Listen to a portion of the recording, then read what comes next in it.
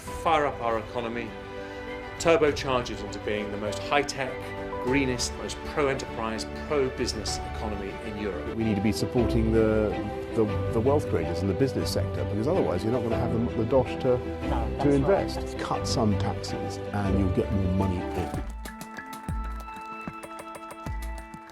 The way to the hearts, and more pertinently the votes, of Conservative Party members has long been a promise of tax cuts.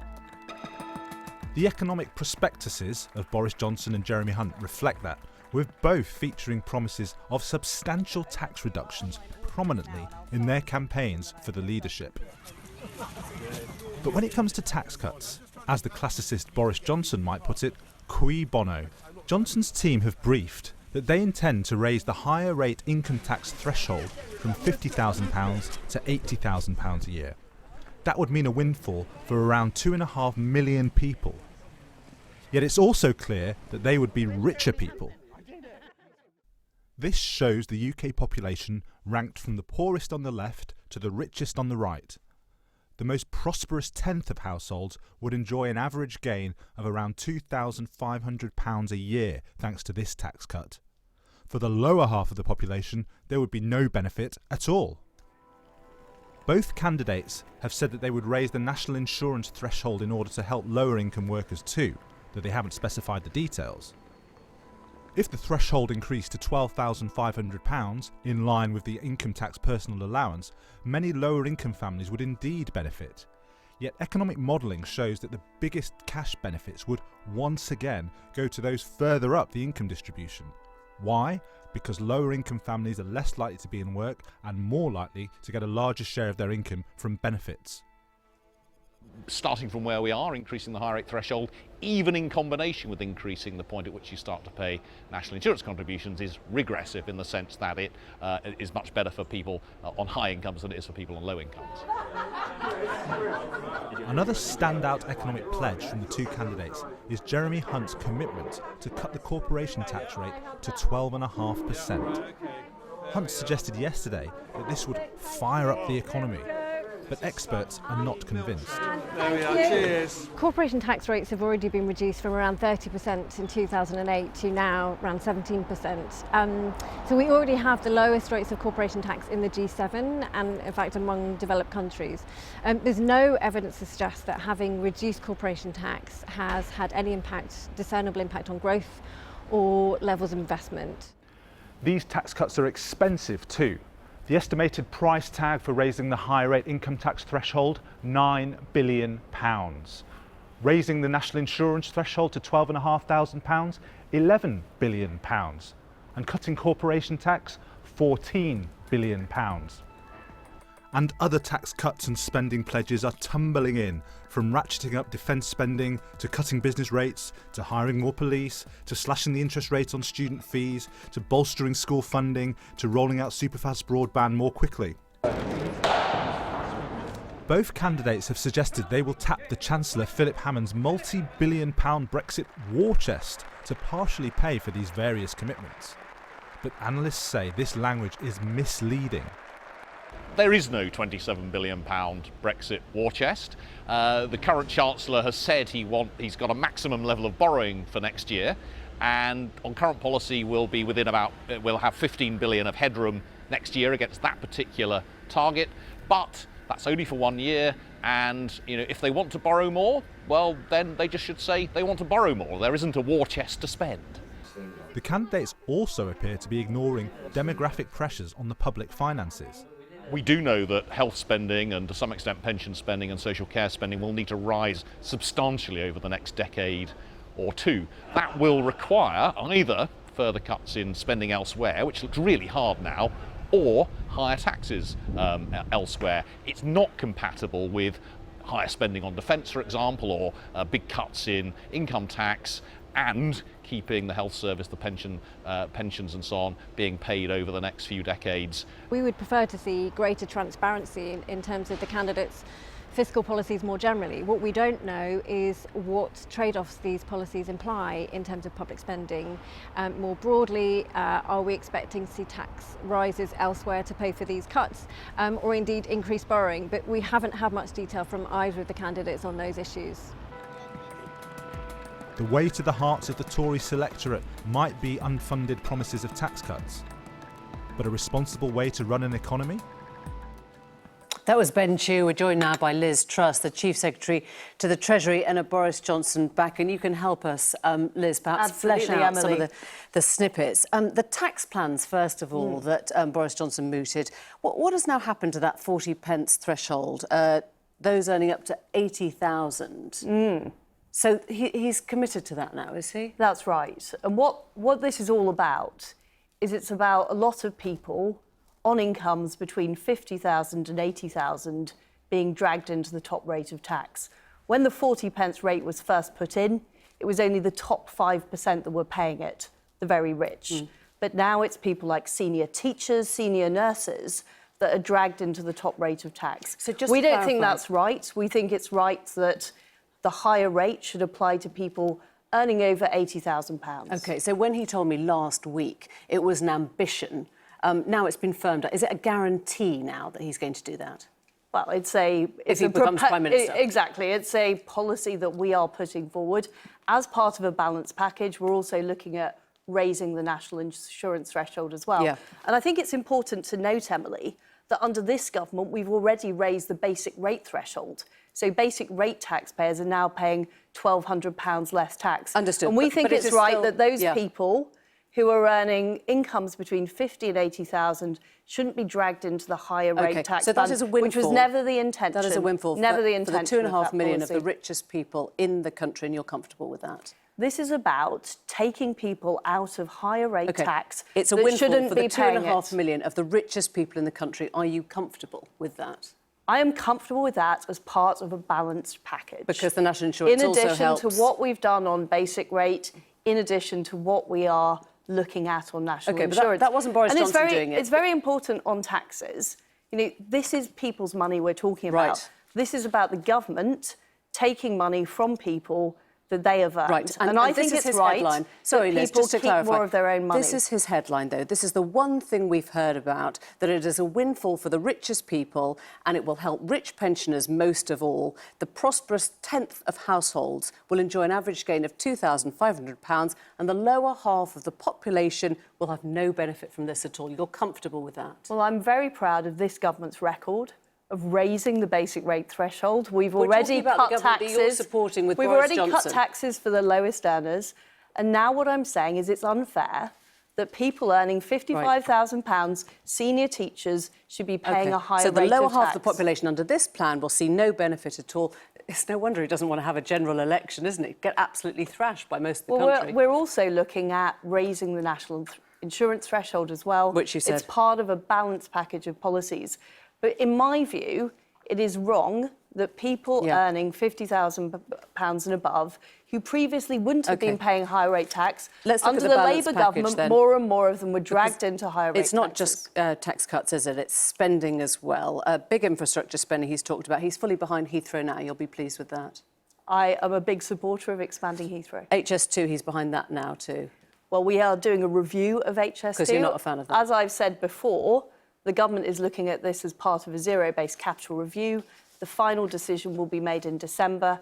And what the focus of our policies are is about increasing economic growth, making sure we're investing He likes where HS2 though, economic doesn't he? growth is delivering the highest level. And housing, he said this evening, there's no way you should build on the green belt. It's going to hurt Tory councillors, stop them getting re-elected. You disagree with that? You'd like to build on the green belt? Well, I personally think there are some areas that are brownfield land that we should be building on in areas near London. But And of you've said course, green I'm a belts as big well. supporter of green spaces, and that's very important as But well. you've also said build on the green belt, and he doesn't think you should, right? Well, it's not his policy to do that. Right. OK, so you've got big spending, you've got big tax cuts, and you just heard Paul Johnson of the IFS say there is no Brexit war chest. So you work in the Treasury. Where's that money coming from? Well, there is fiscal headroom, and Paul Johnson did acknowledge that. There's 26 billion of fiscal headroom. We can hit our fiscal targets, and we still have that money to spend. Let's spell out what and that it's headroom very means, important. because it's confusing, isn't it? The headroom is not a war chest. It's money that is either being saved up for no deal, which would have to be spent in the case of no deal, or else it's going to pay down the deficit. So if you spend it, you're not meeting your fiscal pledges. Well, it's certainly true that that money could be used to pay down the deficit. And it could won't be be used. then. It could be used for tax cuts, or it could be used for spending increases. But I think it's important to note on Brexit that we've already spent £4 billion getting the country ready for Brexit. So on new immigration systems, on new systems at our ports. And we've heard that David Lidington's doing that again tonight. That headroom that we're talking about is actually specifically money for a fiscal buffer. So it's for precisely things like tax cuts in the event of a departure on the 31st of October. That's precisely what that buffer is for, So you think Philip Hammond, your boss, left that buffer for tax cuts on the day that we left the EU on no deal? He's been very honest about this. He said... No, he said, in the event, sign up to my pledge. That was what he said. The Hammond fiscal rule, deficit to be below 2% of GDP by 2021. He asked the candidates to commit to that. Boris Johnson hasn't. Can he commit to that now? What I think is important is that we're paying down debt as a proportion of GDP. So he won't commit to We that? previously had a deficit issue as a country. We were running a massive deficit. We've brought that down. Our issue now is our debt as a proportion of GDP is high. So he won't commit to the Chancellor's pledge? Because you were Mrs. Austerity. You know, you've been in the Treasury. You've seen how hard your government has worked at austerity, for better or for worse. And you're now saying, oh, actually, forget that. Well, we don't need to meet the pledge anymore. I think it's been incredibly important bringing down the deficit. But our real threat now is our debt levels are too high. And it means that if we face an economic shock, we will be in trouble. And that's why we need to commit to bringing down debt as a proportion of GDP. So if we're having an economic shock, you're going to give tax cuts out. That's your first move, is it? Well, first of all, we need to make sure we're absolutely prepared for Brexit. As I said, we've spent the £4 billion, but what we need to do now is make sure businesses are prepared, make sure we're ready to bring forward investments. We've got a clear economic plan to do that. But also, yes, making sure that we do have the economic support in place for whatever eventuality happens. I don't need to spell out to you that businesses aren't nearly prepared because they don't know what plan you have for Brexit. Just tonight... Well, Boris has been very clear, and he's the only candidate that's been clear, that we will leave on the 31st of October, deal or no deal. Okay. And that will give a much clearer message to businesses than the constant delay and limbo we've had. And what we know is that businesses have been holding back investment. They're not sure about the future. Liz, I'll be really honest, we don't understand it. We just don't understand it. He said we'll leave, deal or no deal. Then tonight he said there was a 1 in a million chance of no deal. Then he admitted that he couldn't have a transition period without access from the EU, without signing the withdrawal agreement. And then he didn't even manage to answer the question this evening about whether he would rule out suspending Parliament to make sure that we come out on the 31st. So no, genuinely, we don't have a clue. I think it's extremely clear. He has said we will leave on the 31st of October. And he's the only candidate. Parliament or not? He's the only candidate. He doesn't want to do those archaic manoeuvres with Parliament. So he's ruling it out? He wants to bring Parliament with him. He wants to leave on the 31st of October. But unlike Jeremy Hunt, who's the other candidate in this race, who has said he would be willing to conscience a delay, Boris is very clear. A delay would be a disaster.